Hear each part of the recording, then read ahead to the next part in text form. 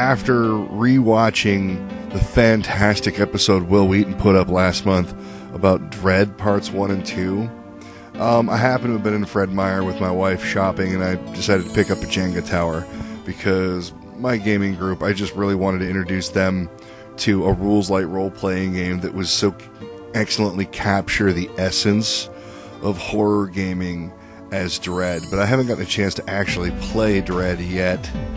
I will, but for the time being, it was today when it's finally actually taking the Jenga stuff out of the box, and my 6-year-old asked me, well, what was that, Daddy? And I had to teach her how to play it.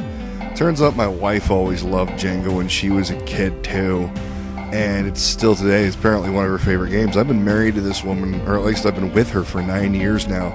She's never once said a thing about how much she enjoyed Jenga. And so this is going to be kind of weird for such a hobby gamer as myself, you know, playing stuff like Puerto Rico, Twilight Imperium, you know, war games, collectible card games, to go back to basics like this. But it's one of those things that, you know, a lot of gamers tend to take for granted. I understand the mindset. You know, Sorry is a really basic game, and Monopoly just hasn't aged well.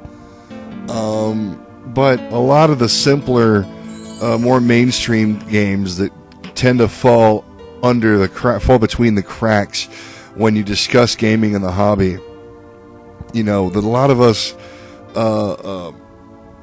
hobby gamers don't want to talk about the more elegant classics, you know, simple stuff.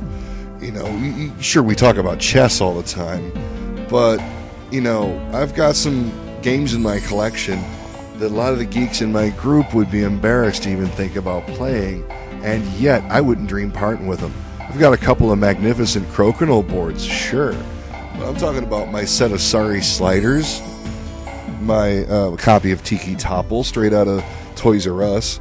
Lupin Louie is probably some of the most fun I've ever had. So, yeah. And Lupin Louie also gets to stand as the first game I got to play with my oldest daughter, with either of my own children, to be, as a matter of fact.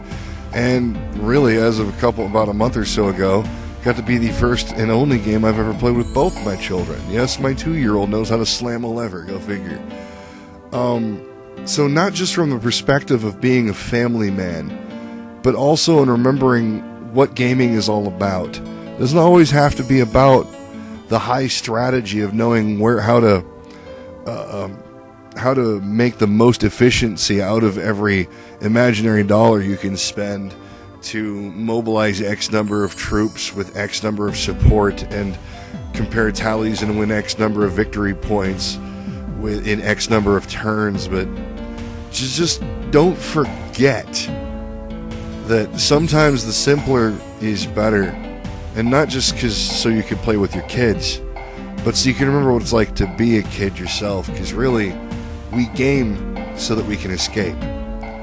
Never turn your nose up at an old classic, and never turn your nose up at something just because it seems too simple. Because my wife and my kids and I had a blast this evening, and all we did was knock down a few Jenga towers, and it was probably one of the best evenings I've spent with my family in a very long time. Obviously, not all of those old classic games are going to work out as well as all the rest of them. You know, I wouldn't wish Monopoly on my worst enemy. Just don't forget the power that some of these simple kid games that we used to play might have as filler for your adult gaming groups, and not, of course, not to mention, you know, family game night with maybe cousins that you don't see in a while.